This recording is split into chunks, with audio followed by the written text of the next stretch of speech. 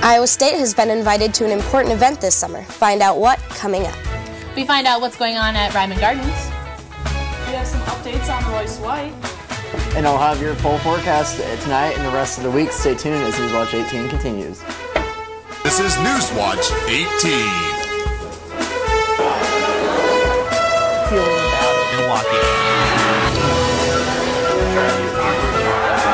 Good, Cody? Newswatch 18 starts now.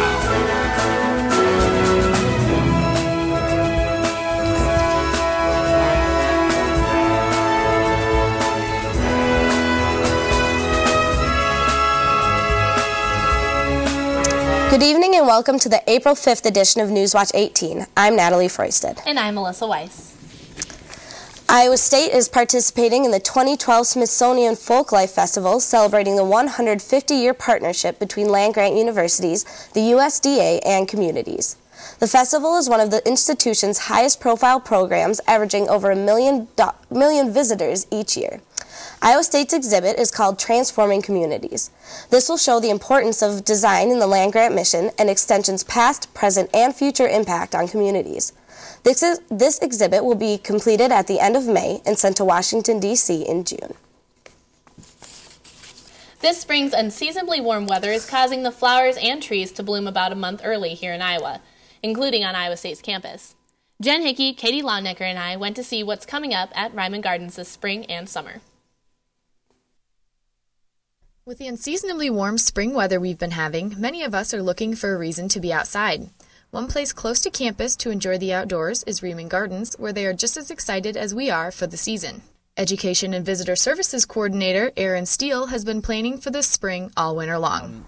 A lot of folks do ask me what I do all winter, because a lot of folks think that with the garden mostly being outside, we have 14 acres outside, that we must not have as much to do in the wintertime. And in all actuality, we're probably just as busy in the winter, and in some ways I'm even busier doing a lot of planning for the spring and summer months, especially things like all of our educational programs. We have a lot of nature-inspired art classes in the garden. We have a lot of kids programming in the garden, and all of that's starting up basically this month.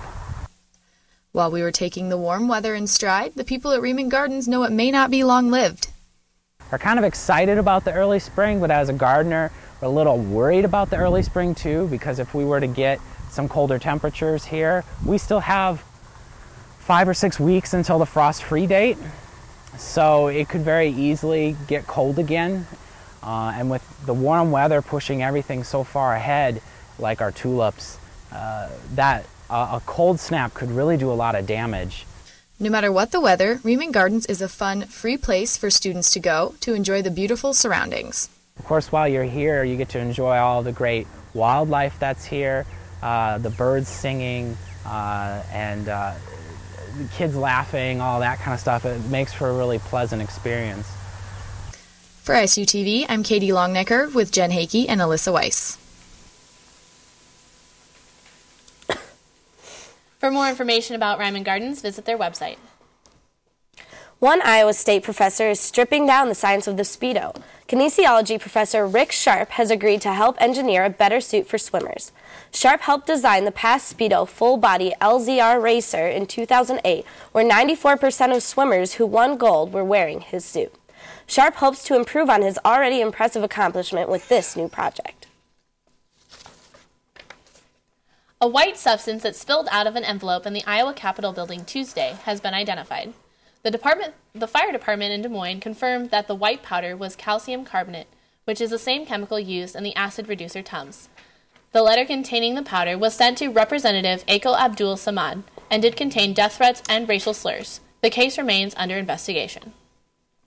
This morning, the Polk County Health Department in Des Moines schools announced the presence of whooping cough in 3 schools. Weeks Middle School, Lincoln High School, and Lincoln South all received a letter outlining steps to prevent the spread of the cough. The director of the Polk County Health Department, Terry Henkels, said although the number of cases are not unusually high, they are close together and want to take the precautionary steps because of the contagious nature of the whooping cough. The illness can last weeks to months, and the cough is often very long-lasting. So, Meredith, what's coming up on sports tonight? Well, Iowa State has some more reasons to celebrate. I'll tell you more after the break. You're watching Newswatch 18. Welcome back. Iowa State's men's basketball star Royce White tallied another national award to his lengthy list this week. White was named National Newcomer of the Year by the Basketball Times.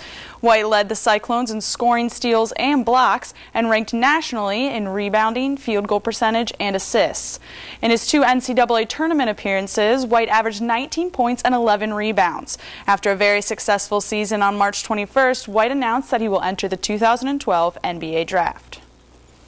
Cyclone softball ended a 4-game losing streak yesterday after defeating Creighton 6-3.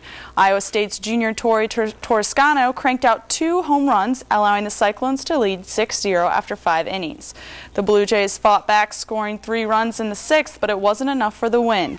ISU's pitcher sophomore Taylor Smith threw 5.2 innings, allowing only 6 hits, 2 runs, 3 walks, and 3 strikeouts. Freshman Madison Jones ended the game pitching the final innings and only giving up 1 run and 2 hits. Iowa State will return home on Friday to take on number 14 Texas A&M. Iowa State's men's and women's track and field will head to Palo Alto, California tomorrow for the Stanford Invitational and the Sun Angel Classic. The Invitational is for distance runners, while the Classic is for other participants. This is the first outdoor event for many of the Cyclone distance runners this season. The hammer throw is the only competition on Friday, beginning at 2 p.m., and the remainder of the events will take place throughout Saturday. Arizona State Athletics will be hosting a live blog, and results will be posted on recordtiming.com. The 76 Masters began today in Augusta, Georgia. Luke Donald, the world #1, was almost disqualified due to what is now called an administrative error. Donald's round of 75 was read as 73 by officials. After the first round, Lee Westwood is one shot ahead of Lewis Austin and Peter Hansen. And that's it for sports. Zach, there should be some cold weather tonight, right? Yeah, temperatures are going to dip down. They're working their way into the day. I'll let you know how cold it is going to be tonight and tomorrow night if you're going out. And I'll let you know what your Easter weekend looks like coming up after the...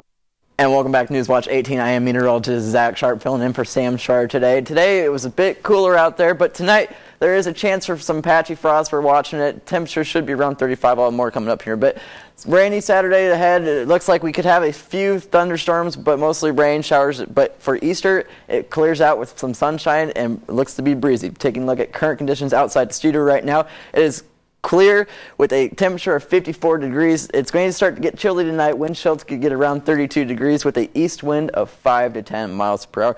Taking a look at our regional outlook, we got to move over here to see that a cold front has moved through. Well, this is for Sunday, excuse me. A cold front will move through on Saturday, causing it to cool down, but those winds will kick up and will gust around 25 miles per hour at times, so your Easter may be a little breezy outside. Taking a look at tonight, you can expect a temperature of 36 degrees with the patchy frost with a east wind of 5 to 10 miles per hour. It should be mostly clear, otherwise a fantastic evening ahead for you.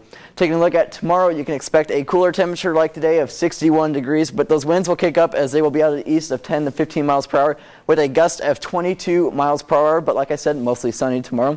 And taking a look at your extended forecast on Friday, it's 61 degrees with mostly sunny skies. But on Saturday, those clouds build in with a chance of rain showers or thunderstorms with a low of 38. Taking a look at our lows, it starts to get cooler and cooler. But on Sunday, that wind picks up for your Easter with mostly sunny, unfortunately, with a high of 62, but an overnight low of 38 once again.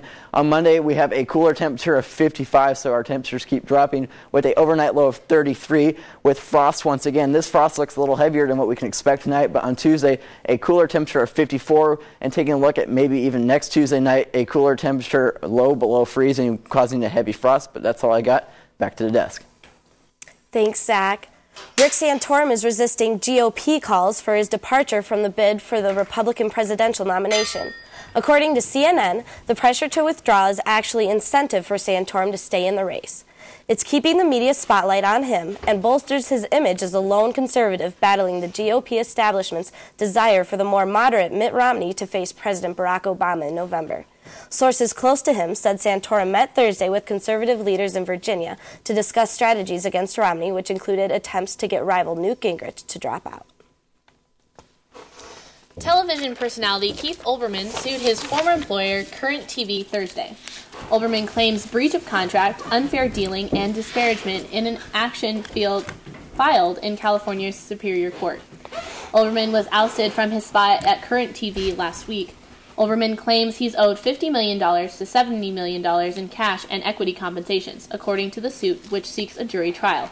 The lawsuit also seeks a judgment for other unspecified monetary damages with interest. Some people wish to be buried with special metals and precious family jewels, but one Des Moines man will be surrounded by bacon. Unfortunately, it's not actual bacon, but a coffin covered in a bacon-style paint job. The coffin, offered by J&D's Food in Seattle, is the first of its kind and has been purchased by a man in the Des Moines area. The bacon-covered coffin is selling for a little below $3,000, and the man has asked for his name to remain private. And that's all we have for this edition of Newswatch 18. Tune in next week at 8 for more news, weather, and